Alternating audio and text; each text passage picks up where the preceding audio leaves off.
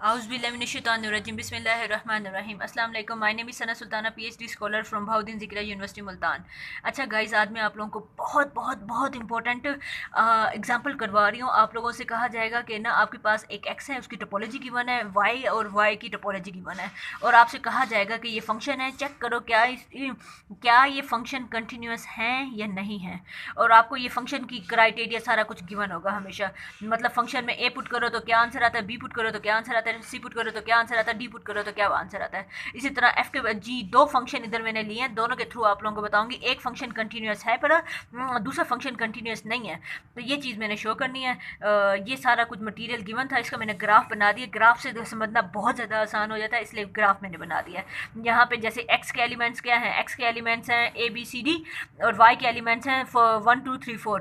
अब function F में ए put करो तो एफ में ए पुट करो तो आंसर आता है 2, बी पुट करो तो आंसर आता है 3, सी पुट करो तो आंसर आता है 4, और डी पुट करो तो आंसर आता है 3. तो ये मैंने ग्राफ बना दिया. इसी तरह जी का भी मैंने इसी तरह से ये ग्राफ बना दिया. ये आप लोगों के सामने खड़ा है. अब मैं आप लोगों को बताऊंगी कि इसमें कंटिन्यूस शो करने का स्मॉल है सबसे आसान तरीका शो कौन सा है. एक तो तरीका ये है कि आप हर पॉइंट पे कंटिन्यूटी चेक करने बैठ जाएं. ये वही तरीका है जो मैंने आप लोगों को अपने पिछले प्रीवियस लेक्चर में कंटिन्यूटी एट अ पॉइंट की एग्जांपल समझाई थी. ये सारा का सारा वही तरीका है, लेकिन ये बहुत ज़्यादा टाइम कंज्यूमिंग. और ये वाला तरीका यूजुअली आप लोगों, अगर आपके पास फिलहाल तो इधर 4 एलिमेंट्स हैं, कोई जिगरे वाला करने भी बैठ जाएगा, एक एक पॉइंट पर चेक करने बैठ जाएगा.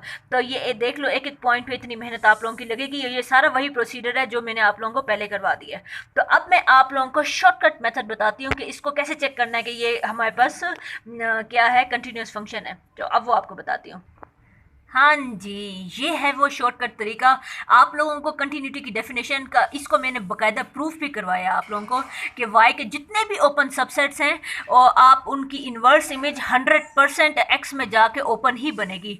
अब वो आप लोगों को बताती हूँ. मतलब आपने जितने भी वाई के ओपन सेट्स कौन से हैं, मतलब वाई के जितने भी टोपोलॉजी के टा के एलिमेंट्स पड़े हैं, उन सारों के ऊपर इन्वर्स ऑफ एफ लगाना है.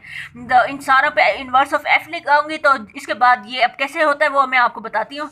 इसके बाद इन्वर्स लगाने के बाद जो आंसर आता है वो 100% टा ऑफ एक्स में से बिलोंग करना चाहिए. यही मतलब है ना कि आप इन्वर्स लगाने के बाद जो आंसर है वो भी ओपन ही हो. तो अब वो ओपन होने का मतलब क्या है, वो जो आंसर आएगा वो टा ऑफ एक्स में ही बिलोंग करे. अब वो कैसे, अब देखो ये देखो, ये इधर क्या कहता है, एफ इन्वर्स को हमने खाली सेट दिया है. खाली सेट दिया है तो खाली सेट आपको आंसर एम्प्टी ही देगा. तो ये जो एम्प्टी सेट है टा में है, पर पीछे जाके देख लेना. ये अगला y का ओपन सेट है जिसमें सिंगलटन एलिमेंट सिर्फ 1 ही खड़ा है. अब आप देख लें f में 1 तो पीछे कहीं जा नहीं रहा. इसका मतलब है 1 पर भी आपका आंसर 5 ही आएगा, तो 5 भी टर्म में है पड़ा. चलो ये भी बात समझ आती है. अब अगला काम क्या है, 2. आप ज़रा देख लें f में अगर इन्वर्स क्या होता है, यहाँ से एलिमेंट यहाँ फेंको, 2 की इन्वर्स इमेज क्या है, ए. तो इधर हमारे पास क्या हो जाएगा, एफ जरा अंदर जाएगा, 2 के पास जाएगा, और यहाँ पे ये हमारे पास आंसर आ जाएगा ए. और ये जो ये ए सेट है ये भी टा ऑफ एक्स में है पड़ा. पीछे जाके आप देख लीजिएगा. अगली चीज़ मैं आपको बताती हूँ. एफ इनवर्स आपने लगाया अगले ओपन सेट पर, वाई के अगले ओपन सेट पर, तो ये 1 और 2 है. 1 से तो हमारे पास आया खाली सेट, 2 से हमारे पास आया ए. तो इससे भी हमारा यही सिंगलटन सेट बनेगा, तो ये भी टामे है पर. इसी तरह 2 3 4, 2 पे अलग इन्वर्स आया, 3 पर अलग आया, 4 पे अलग आया. 2 से हमें क्या मिल रहा है, ए. अच्छा 3 से हमें क्या मिल रहा है, 3 से हमें बी भी मिल रहा है, डी भी मिल रहा है, बी भी आ गया, डी भी आ गया. और 4 से हमें क्या मिल रहा है, 4 से हमें सी मिल रहा है. इसका मतलब है पूरा का पूरा एक्स आ रहा है इधर, और हमें पता है एक्स टा में होता है, तो ये भी चीज़ समझ आ गई. इसी तरह हमारे पास वाई के भी हर एलिमेंट पे आप अप्लाई कर दें, हमारे पास एक्स ही बनेगा, तो ये भी हमारे पास टा में आ गया. तो अब आपने ईजीली शो कर लिया कि आपने इन्वर्स इमेजेस लगाई हैं इन वाई के ओपन सबसेट्स पर. वाई के ओपन जितने भी, यही वो बात बोल रहे हैं ना, वाई के जितने भी ओपन सबसेट्स हैं उनके ऊपर इन्वर्स इमेज लगाओ और आंसर आपका ओपन होना चाहिए. ओपन का मतलब क्या है, वो टा ऑफ एक्स में बिलोंग करना चाहिए. तो ये मैंने आपको इजीली शो करके दिखा दिया. अब अगली एग्जांपल, मैंने यही सारे सेट्स अब जी इन्वर्स में डाले. खाली सेट पे तो इसने भी खाली दिया, टा में था, ठीक है, खुश हो गए बच्चे. अगला अगला अगला हमारे पास 1, ये इसका ग्राफ है. 1 पे हमें मिल रहा है ए, 1 पे हमें मिल रहा है बी. 1 पे हमें ए और बी दोनों मिल रहा है. ये मैं इसका ग्राफ देखती हूँ ज़रा.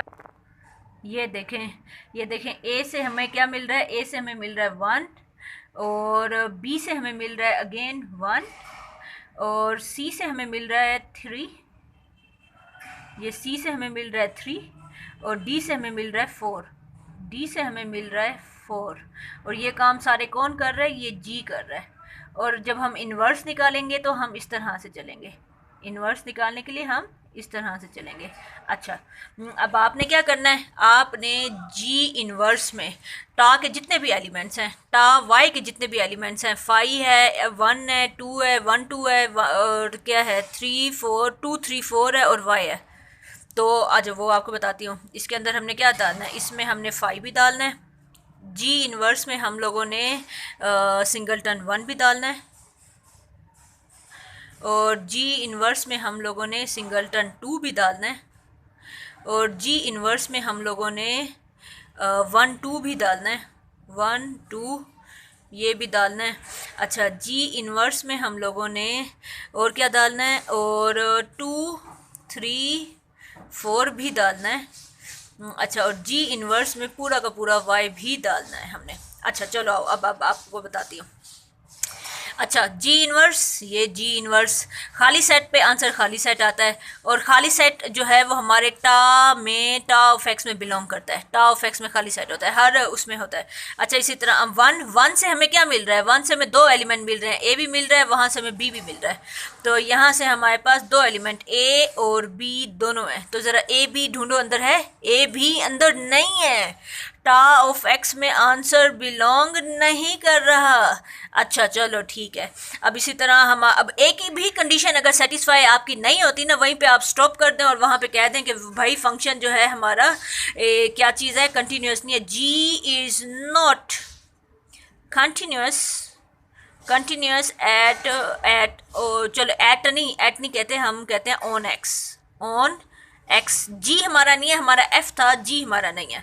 तो इसी तरह टू पे भी आप देख लो, टू से हमें कुछ भी नहीं मिल रहा, खाली सेट हमारे टा ऑफ एक्स में है। पर ये अच्छा, फिर अगला वन और टू, वन से हमें ए बी मिल रहा है और ओए ओए बेचारा ये इसमें नहीं है, टा ऑफ एक्स में नहीं है।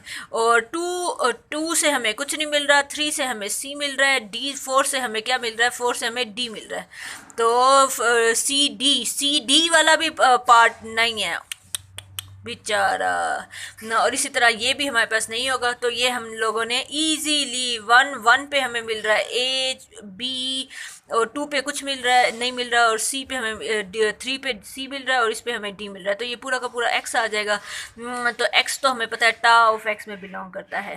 तो ये मोस्ट इम्पॉर्टेंट आपकी एग्जांपल है जो आप लोगों से जो पूछी जाएंगी। अब मेरे आने वाले नेक्स्ट लेक्चर्स में होमोमॉर्फिज्म या हम ओपन सेट पढ़ेंगे, ये क्लोज मैपिंग, ओपन मैपिंग, उनमें ये चीज़ें बहुत ज़्यादा इंपॉर्टेंट यूज़ होंगी, इसलिए इनको अच्छी तरह से आप लोगों ने करना है। ठीक है बच्चों, ओके, अल्लाह हाफिज़।